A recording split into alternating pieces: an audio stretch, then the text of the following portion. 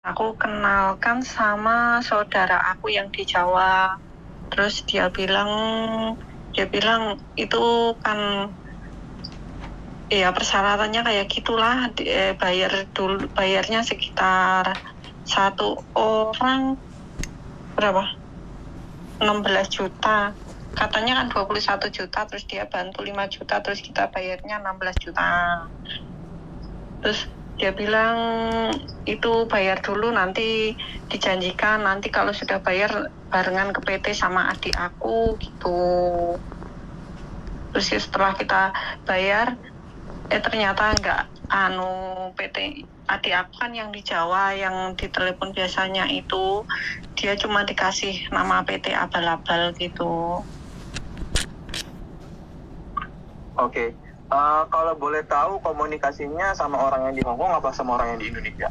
Kalau saya juga ada, yang di Indonesia juga ada. Oh, jadi dia ada di Indonesia sama ada yang di Hong Kong ya? Bukan. Saya komunikasinya langsung sama itu si Slamet itu. Saya cek nomor rekeningnya atas nama Slamet kok. Hartoyo, bukan namanya Slamet Iya. Ya. Waktu Mbak komunikasi ada yang dari Hong Kong nggak komunikasinya sama yang di Hong Kong? Nggak ada. Oh, sama sekali nggak ada, semuanya langsung ke Indonesia? Iya. Saya coba Nomor apapun? nggak ada. Cuman dia itu saya lihat dari Truecaller, dia itu satu orang memakai 3 nomor, dan yang satu nomor dia atas namakan dia, yang satu nomor dia bilang ini orang PT, dan yang satu nomor dia bilang ini adikku. Terus saya mencoba melacak pakai Truecaller, itu dia itu lokasinya sama, satu lokasi.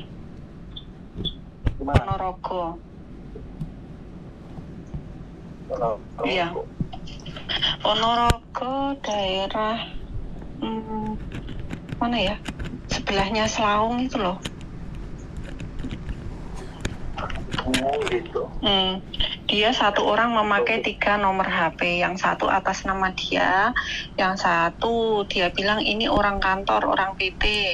Terus yang satunya dia bilang ini adikku, kalau nggak percaya nanti kamu tanya adikku gitu. Terus saya coba dicek di TNG, itu rekeningnya atas nama Slamet. Oh, begitu. Oke. Jadi intinya gini ya kan, kalau udah atas nama di Indonesia, jujur ya, kita kayak tumpukan jarum di dalam jerami. Bisa. Terus Masih bisa. Pun kalau di Indonesia. Masih bisa.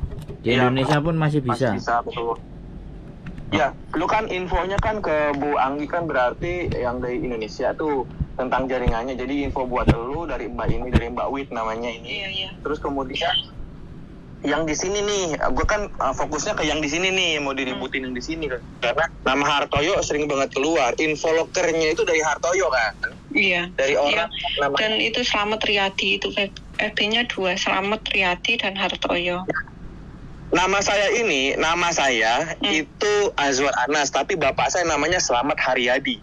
Itu sering banget ke nama Facebook saya Slamet Haryadi, Anas bin Haryadi. Karena bapak saya namanya Slamet Haryadi, dan itu sering banget dikonek-konekin. Makanya kesalnya di situ ya kan, Mas ini Mas yang info lowongan job kerja ya. Nah udah langsung ngamuk-ngamuk aku kalau gitu. Wah, siapa sing fitain aku nih, makanya udah berani berantem aku. Itu karena suka pakai nama itu. Terus itu FB-nya yang dipakai itu FB-nya kamu apa FB-nya dia? Bukan, namanya FB kan, itu kan akun, bisa dibikin berapa aja. Saya bisa bikin nama Mbak Wit, pakai nama Mbak Wit aja berkali-kali, pakai foto Mbak Wit aja bisa sendiri. Fotonya itu berarti bukan foto abal-abal, bukan fotonya kamu. Masalah foto abal-abal aku nggak paham, tapi itu bukan fotoku, dia nggak pakai cuma foto. namanya aja sama. Sering nyangkutinya ke aku karena ada nama Haryadi itu. Gitu. Nah, itu akan menjadi bumerang buat aku sendiri, karena aku pikir kayaknya saatnya untuk ngerjain orang ini. Dan dari tahun kemarin sih udah dijebak-jebak berkali-kali dan korbannya juga udah banyak. Cuman kebanyakan korbannya pada nggak mau ngomong. Loh, ngomongnya kayak nggak ada kelanjutannya. Kita dia lapor kayak ada kelanjutan, Mbak. Jujur aja nih ya, korban yang langsung datang ke sini aja juga nggak mau ngomong. Mereka lebih milih nyari kerja. Korban yang udah nyampe sini nih, dibawa ke sini, udah ada di sini. Itu nggak mau ngomong. Bukan korban, kalau korban uang kita doang uang 20 juta lah. Cuman kalau korban yang udah nyampe sini nih, udah dibawa ke sini, udah bagaimana di sini, itu cuman udahlah kerja aja. Nah itu kan akhirnya kan ngebuat kita jadi sedikit informasi soal itu, ya kan, kurang bongkar jadinya. Nah nggak tahu cara lapornya, Kak. Kan kita cuma lapor, katanya pernah lapor ke KJRI, cuman nggak ada kelanjutannya. Kalau KJRI itu gini loh Mbak, KJRI itu sama saya sudah dikerjain, sama temanku Sandro juga ini udah lapor ke kepolisian Hong Kong, ya kan gitu. Nah kebanyakan nih ya kan, kita ini kekurangan buktinya apa? Ya itu kan yang ngerjain bukannya Mbak, adiknya Mbak di Indonesia. Nggak ada bukti transaksi yang dari Hong Kong transfer misalkan BOC sekian 10.000 misalkan. Kalau dari Indonesia ya kan, itu kan urusannya udah ke Interpol, udah ke polisi Indonesia, udah polisi.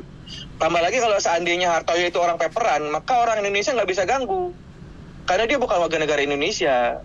Makanya harus ke Hong Kong bersinergi sama imigrasi. Nah kalau ada bukti ini, pertama imigrasi dulu ya kan untuk gerbek orang-orang itu pun kata temanku ini Mas Sandro, ini kalau seandainya orangnya nggak overstay ya aman, tetap bisa di sini walaupun dia di sini itu kena tipu, tapi tetap aman kalau dia nggak ngomong. Jadi itu yang serba salahnya itu di situ. Enggak, sekarang ini sebentar. Sekarang Mbaknya ini maunya gimana? Kita tanya Mbaknya dulu kan, yang transfer kan sampean toh Mbak?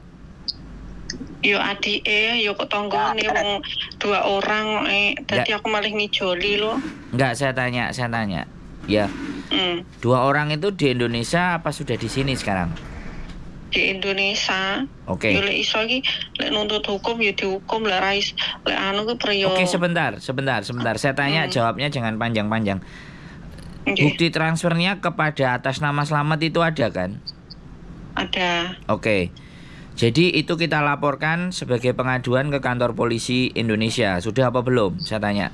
Sudah, tapi nggak ada kelanjutan. Oke, sebentar. Kalau sudah, laporan ke kantor polisinya ada buktinya nggak? Dia pegang surat nggak? Biar pengacara saya yang maju. 1. Itu yang pertama. Indonesia kita urus di Indonesia. Nanti saya tanya itu. Terus yang di Hong Kong yang sosial medianya itu di screen capture, ya, screen capture. Habis di screen capture, kita lapor ke imigrasi Kowloon Bay.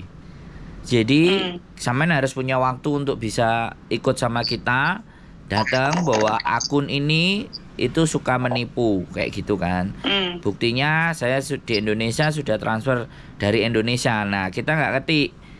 Nanti saya juga mau ngomong sama Bu Anggi kalau kasusnya yang seperti itu dan sampean yang harus gantiin atau Indonesia kalau misalnya dikejar di Indonesia dan ternyata si orangnya ada di Hong Kong, otomatis kan rekeningnya Indonesia tuh. Nah, itu bisa kita laporkan penipuan, kita tunggu dia pulang sampai 18 tahun. Baru kasus di Indonesia, Kak. Siapanya? Si Slamet itu. Ada di Indonesia. Iya, saya mencoba melacak. Adik saya mencoba melacak itu di Indonesia. Saya mencoba melacak color itu. Kalau di Indonesia ada lebih enak. Tapi gini juga, kita juga nggak bisa ngabain masalahnya yang Rini pernah bilang tahun kemarin.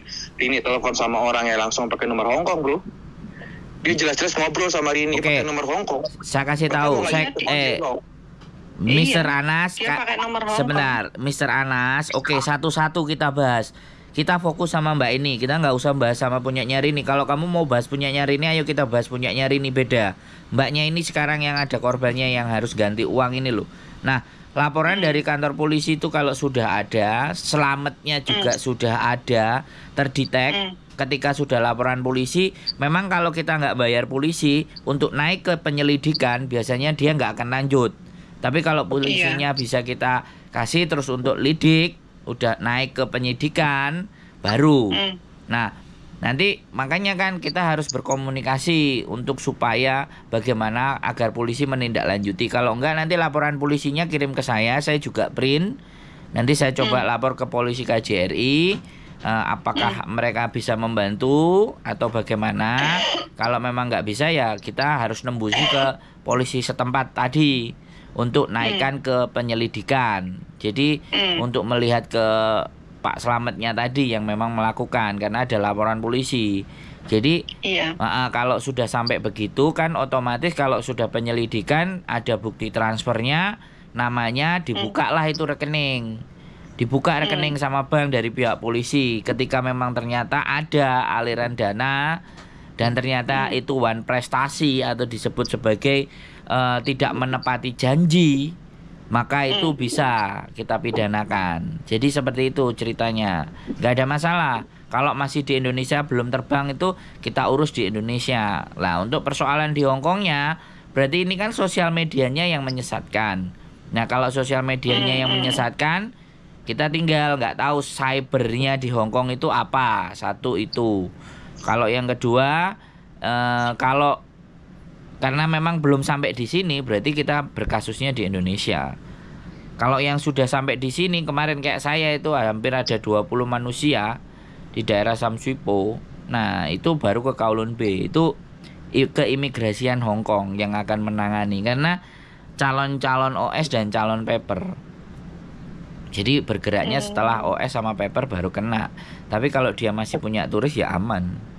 Nggak ada masalah. Iya, kalau dari satu orang ini satu, maka tersebutnya dia human trafficking, udah pasti.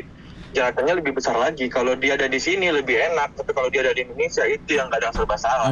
Nggak serba salah. Kita kalau ada di Indonesia, kita pakai hukum Indonesia, pakai cara di Indonesia. Udah nanti wan prestasinya bagaimana. Jadi nanti kan tinggal komunikasi sama pihak kepolisian di Indonesia, bagaimana seperti apa, tindak lanjutnya seperti apa. Kira-kira bayar berapa tuh bayar polisinya? Ya makanya ya nanti kita ngobrol sama mereka. Ya mau nggak mau kalau memang ini mau dijebloskan atau mau diperkarakan ya pastinya seperti itu ceritanya. Kemarin saya juga ngelaporin satu kok, bukan orang malahan, tapi PJTKI di Nganjuk. Pengacara saya jalan. Saya lakukan itu karena ditipu ke Korea 50 juta sama 10 juta. Jadi 60 juta total nilainya 2 orang. Ya saya urusin itu semuanya. Ya 2 orang itu yang mengalami kerugian. Kan kita juga nggak bisa. Kalau misalnya pengacaranya yang lapor tanpa ada korban itu namanya pengaduan. Tapi kalau laporan pertama itu biasanya dibutuhkan untuk si korban. Kalau si korban sudah lapor, nah kita tinggal tindak lanjut aja. Nggak apa-apa, nanti kirim ke saya aja Mbak. Nanti tak coba tak komunikasikan. Nanti bisa telepon sampean, bisa telepon adik sampean yang menjadi korban. Nanti berangkat ke kantor polisinya, ke nemuin penyidiknya untuk kita naikkan jadi lidik. Jadi sudah benar-benar dalam penyelidikan. Terus maunya sampean bagaimana, mau adik sampean juga seperti apa. Sekali lagi ya kita cuman pengacara aja yang masuk ke sana. Tapi untuk proses ke selanjutnya sampean sendiri, yang artinya sampean mau dilanjutkan apa enggak gitu loh. Karena sekali lagi saya punya penyedia pengacara, gak ada masalah. Ya jadi gini, jadi kalau gue sih gini aja ya bro, jujur aja. Gue mewakili hatinya si Mbak Wit ini. Gue yakin yang di hatinya Mbak Wit satu, ya kan udah kena tipu, jangan sampai keluar uang lagi. Kalau saya kasih tahu ya, saya kasih tahu. Sorry saya potong ya. Sekali lagi, hukum Indonesia nggak perlu kita bicarakan di sini. Anda tahu kan seperti apa ya? Kalau dia nggak mau keluar ya sudah, diem aja, ya kan? Saya nggak akan minta uang. Sekali lagi saya nggak akan minta uang. Iya, gue ngomongin lu. Yang ngomongin itu adalah kan nanti dilepas kelanjutannya tuh. Maka kelanjutannya nanti kan endingnya ujung-ujungnya kan ke duit juga gitu. Udah kena tipu kemarin, ditambah lagi nanti harus keluar lagi. Bukannya gue nggak percaya polisi Indonesia ya, makanya kenapa gue tadi nggak mau bahas kalau di Indonesia susah gitu. Enggak mas, bukan susah. Kan kita belum negosiasi, kita belum ngomong, iya kan? Jadi Sekarang persoalannya ini mau kebongkar apa mau diem saja gitu loh. Kalau mau diem saja ya sudah, kita cuman bisanya keluar-keluar di sini ya para penipu itu ketawa-ketawa aja. Kita dianggap bodoh. Tapi ketika kita berani melakukan dan akhirnya ada yang masuk sel kayak Faruk kemarin, gimana orang nggak jiper gitu loh. Nah kembali lagi, sekali lagi ini kembali lagi ke korban. Kalau lu mewakili si korban dan nggak mau keluar lagi ya sudah diem saja. Kita nggak bisa ngapa-ngapain karena yang bisa nangkep itu dimanapun wilayahnya Indonesia polisi, bukan kita yang bisa nangkep. Kalau kita yang gebukin bareng-bareng kan gitu aja. Jadi jadi saya kasih tahu, makanya ini di sini dilemanya ini ada di sini gitu loh. Kita sudah jatuh ketimpa tangga tambah palu sama ember kepala kita. Jadi makanya benar-benar berhati-hati dengan job cowok. Saya rasa konten saya pun juga nggak nyebar. Dan orang-orang kayak lo nih yang kayak gini juga nggak nyebar kontenin gue yang masalah penipuan. Sehingga masih banyak orang yang di luar sana tertipu. Karena anak-anak kalau disuruh nyebarin konten, ya kenaan yang punya konten lah. Terus saya kalau ketipu kayak gini mau ngapain coba? Kan gitu aja sih buat saya. So simple aja. Mbaknya kasih saya laporan polisinya, ya kan? Saya coba tak tata, saya atur bagaimana kalau nanti bisa menghubungi pihak polisinya untuk melakukan penyelidikan, naik ke penyelidikan sampai berapa udah sampean nggak usah mikir penyelidikannya, sampean mikir aja kalau kasusnya udah mau naik, ya kan? Kalau kasusnya udah mau naik mau kayak gimana? Soalnya kalau penyelidikan ternyata kita tidak memfollow up, kemudian si korban si tersangkanya udah ketangkep kan pastinya naik tuh. Naik P2 apa gitu, naik ke kejaksaan. Kalau udah kejaksaan baru dikasuskan. Biaya itu nggak mahal, lagi pula mereka kan nggak akan siap dengan pengacara. Kalau mereka mau nyewa pengacara ya aku nggak ngerti. Soalnya kalau PJTKI dia siap dengan pengacaranya karena uang yang masuk ke dia itu hampir 50-60 juta itu bisa sampai 15 orang. Makanya dia berani bayar pengacara. Gitu loh. Jadi kayak gini kayak benar-benar dibikin sebagai trap. Tapi nggak apa-apa, kita coba aja. Saya bisa bantu gitu. Nanti naik ke atasnya nanti kita komunikasinya sama lawyernya bagaimana. Saya punya pengacara soalnya ada 2. Jadi bisa saya urus lah bagaimana dan seperti apa. Minimalnya kalau ada masuk satu jeblos terus kita punya videonya kan. Nah, ini hati-hati kalian yang ada di sini jangan macem-macem. Minimalnya kan kayak gitu. Efek jerah. Jadi nggak usah bahas. Kamu nggak usah ngomongin polisi. Biar aku saja yang ngomong polisi. Kalau kamu nanti kamu ribut. Karena memang penipuan kayak gini nih ya gimana ya kita bicaranya gitu loh. Jadi memang mereka ready. Mereka sudah siap perang. Gitu. Siapa? Ya orang penipu itu udah tahu modusnya bahwa dia tidak akan tersentuh gitu. Karena dia main sosial media. Makanya dia nganggap tidak tersentuh. Tapi ketika nanti kita ke Kowloon B dan kamu bisa cari tentang cybercrime Hong Kong. Kalau cybercrime di Hong Kong kemarin itu kasusnya money laundry. Tapi kalau ini cybercrime human trafficking, nah ini baru keren ini kalau kita. Iya, oke. Jadi info juga buat Mbak Wit. Jadi Mbak Wit ini, Mas Andrew ini dia yang udah bahas tentang yang di Indonesianya. Jadi urusannya tuh yang ke Indonesia. Kalau saya itu tadi poinnya, karena kita belum pernah ngobrol sama sekali baru kali ini, saya pikir penipuannya itu ada di Hong Kong. Maka karena ada di Hong Kong, saya bisa arahkan ke situ gitu. Saya pikir gitu karena ada nomor Hong Kong atau karena itu tidak ada di Hong Kong, maka saya yang tadi yang banyakkan menjelaskan kan Mas Andro. Jadi mungkin urusannya sama Mas Andro. Kayak gitu Mbak Wit. Jadi saya juga punya konten kok. Konten saya Sandro Jabrik, wong ganteng sak donya, channel YouTube saya. Kalau sampean mau cek, yang jelas mungkin sampean juga nggak pernah nonton itu. Atau Unit TKW Hong Kong mungkin sampean juga nggak pernah. Jadi artinya aku neng fokusnya neng FB sama TikTok. Ya, makanya mereka penipu itu hadirnya ke situ. Karena kita nggak main FB dan TikTok, jatuhnya jadi banyak korbannya yang kena dari Facebook sama TikTok. Jadi seperti itu. Nah, jadi nanti lanjutannya sama Mas Andro untuk yang di Indonesia ya Mbak. Saya pikir tadi ada yang di Hong Kong.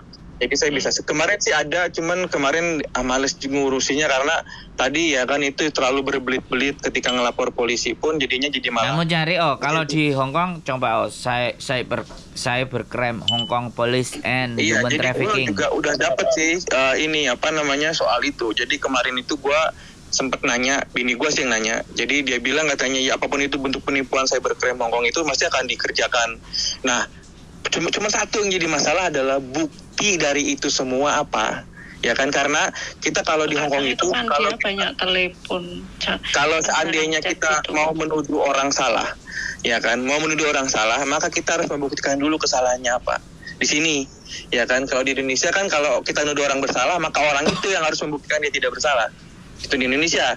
Tapi kalau di sini kita mau menuduh orang salah, ya kita harus membuktikan kalau orang itu salah, baru kemudian itu sisanya baru dia yang ituin kayak gitu. Jadi nanti selanjutnya sama Mas Sandro kalau untuk yang di Indonesia gitu ya Mbak Wit ya. Terima kasih. Aku juga dapat infonya dari temanku si Yunita. Itu yang anak stand up komedi. Jadi nanti thank you banget. Ini langsung gua cut aja, nanti tinggal save aja nomornya masing-masing ya. Oke. Makasih. Oke deh kalau itu. Yuk, bye-bye. Assalamualaikum. Waalaikumsalam.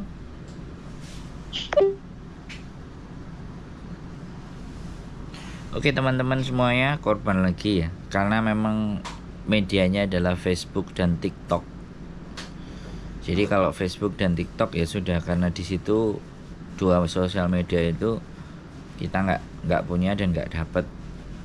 Saya nggak main di situ sih soalnya, makanya kita di YouTube, mereka nggak nonton YouTube soalnya. Jadi masih banyak sekali korban-korban. Oke, gitu aja mungkin dari kami. Sehat selalu buat kalian semuanya dan tetap hati-hati dan waspada. See you next video, bye bye.